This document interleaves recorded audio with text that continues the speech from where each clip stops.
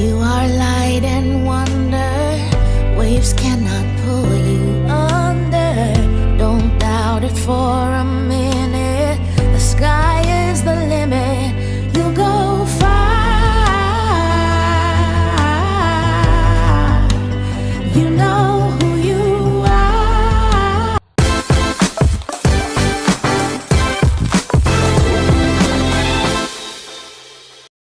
Hey guys, welcome back. So for this tutorial, I have here 2 meters 4 inches of chiffon fabric. I have split them into 2 for the front and back panels and I've given them a good press.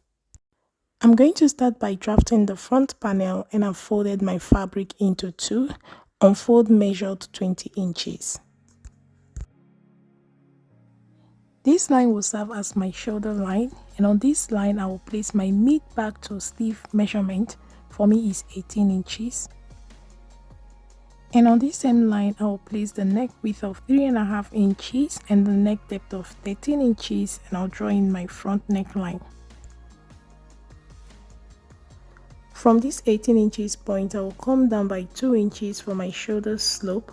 I will connect this new point back to the neckline with a straight line. Then from this 2 inches point, I will come down by 9 inches for my sleeve opening.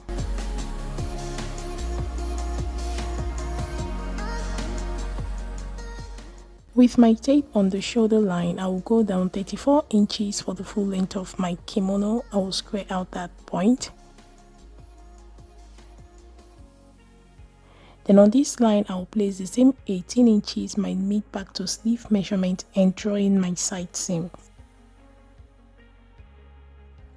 From the hem of the kimono on the side seam, I will go up by 7 inches for my side slit. I will add my seam allowances, 1/2 inch on the neckline and on the shoulder, 1 inch at the hem and on the side. I will cut it out and make necessary notches. So guys, that's it for the front panel. We're going to use it as a template to cut the back. So I have placed the front panel on the back, and the only change we are going to make is on the neckline and along the shoulder. I purposely did not cut out the neckline of the front so that you can better understand what I'm about to do.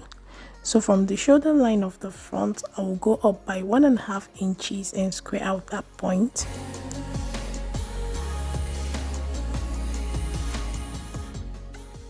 On this line now, I will draw in my back neckline. Then with my tape on the shoulder line of the front, I will go up by the same 1.5 inches and square out that point, and this line becomes my back shoulder line. And that's practically all I did for the back panel. I'll go ahead and cut it out. I'll leave a link to a detailed tutorial on the longer version of this kimono in the description. For the keyhole, I have folded this paper into 4, just the way we fold to cut our flare or circle skirt. So I want the diameter of my circle to be 3 inches, but I ended up making it 4. But here in the video, I'm marking in a semicircle 1.5 inches. So I connected the dots and I went ahead to mark the width of the keyhole, and I used 1 inch, after which I cut out the pattern.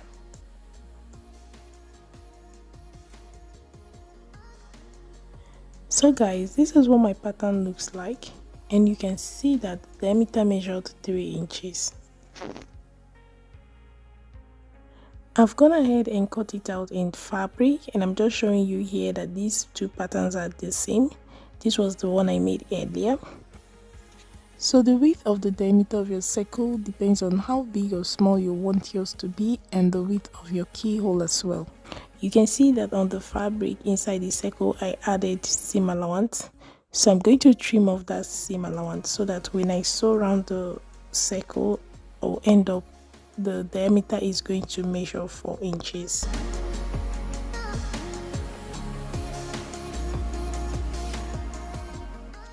This is what it looks like. I'll do the same to the rest of the keyholes. So guys, we'll go ahead and assemble the kimono. I'll be using the French seam to assemble the front and back panels at the shoulder. With the right side of my back panel facing down and the wrong side facing up, then the right side of my front panel facing up and the wrong side facing down, I'm going to attach these two on the shoulder with a 0.25-inch seam allowance. Remember, our seam allowance on the shoulder is 0.5 inch.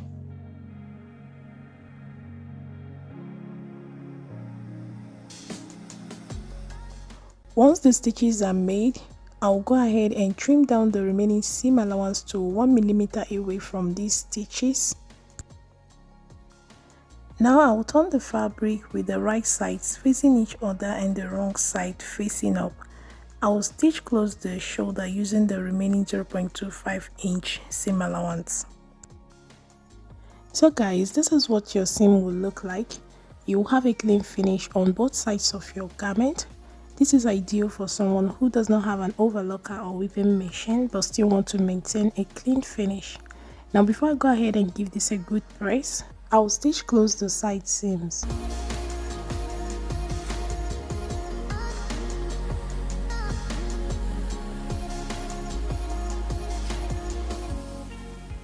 At this point, I decided to try on the kimono to see how it's coming together. So the size of the kimono was a little too big for what I was going for. Then the sides of the kimono is longer than the center front. So I quickly pinned on the keyholes that I've already prepared to see where to make changes.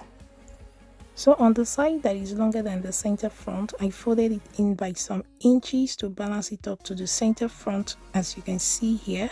Then I'm going to come in by some inches on the side to reduce the size. This is the original stitch line that I made that I'm highlighting with my chalk. And you can see that I've come in by 3 inches at the armhole point. And then at the beginning of my slit, I came in by 2.5 inches and connected this point. So my mid back to the armhole point measured 15.5 inches. The ½ inch is the seam allowance to join the lapel. But then my mid back to the sleeve, I used 16 inches because I found the 15 inches a little bit too short for my liking.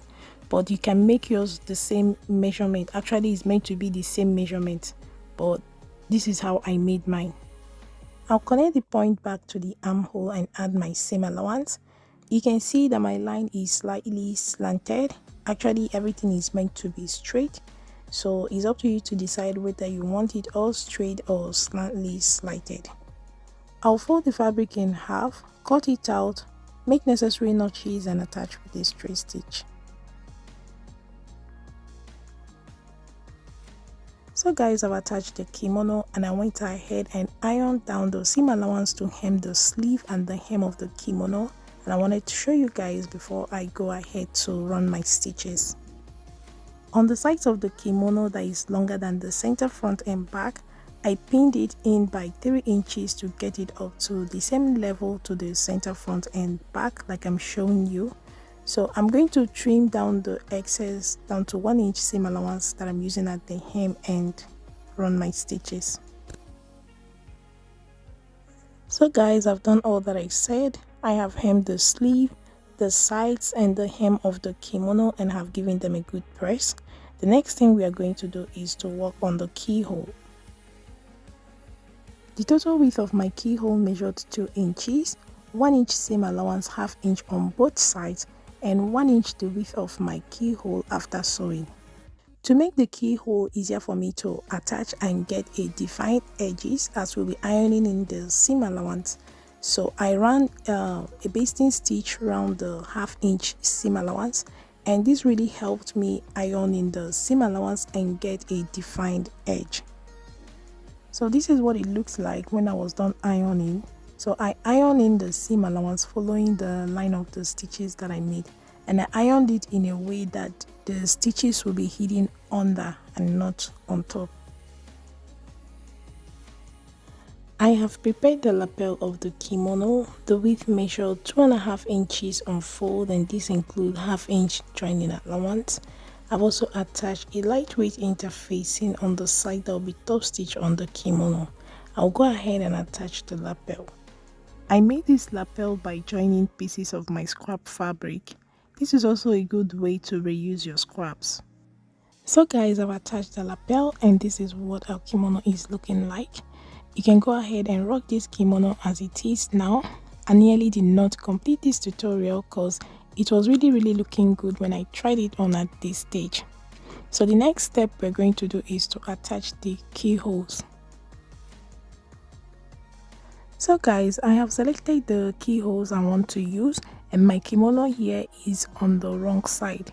So I have placed the wrong side of the keyhole on the wrong side of the kimono and I'll pin them in place. This is what I ended up with. It's up to you to decide how you want to place your keyhole. So I'll take this to my machine and run stitches inside each of the circle.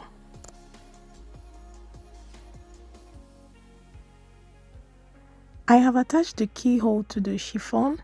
Now I'm going to cut open the circle and notch round it.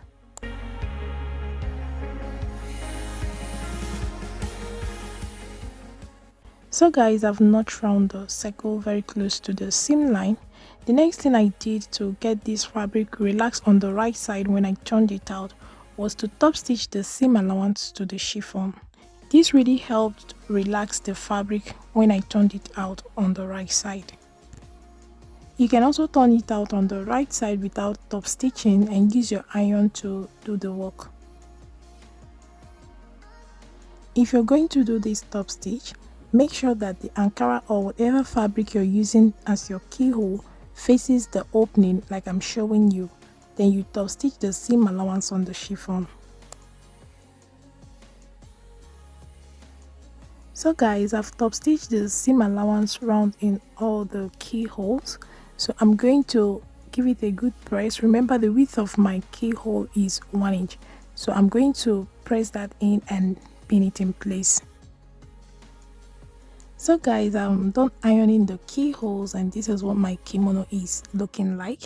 The next thing I'm going to do is to secure the keyhole to the chiffon.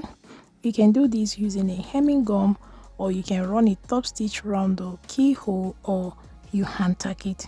So I'm going to be hand tacking mine because I don't want to run any stitches around the keyhole. Neither do I want to use a hemming gun because I'm afraid of getting this fabric burnt. So I'm going to do all that and I'll show you guys the final look. So guys, here is the final look. This top came out really beautiful. I would say this is an all-purpose top. You can dress it up or dress it down as you can see in the video depending on where you're going to. For the trouser, I already have a tutorial for that on my channel. It's the high-waisted palazzo pants, the one you're seeing right here. I'll leave the link in the description. Do not forget to like and share this video. Leave all your questions in the comment section and I'll see you guys in my next one. A bientôt!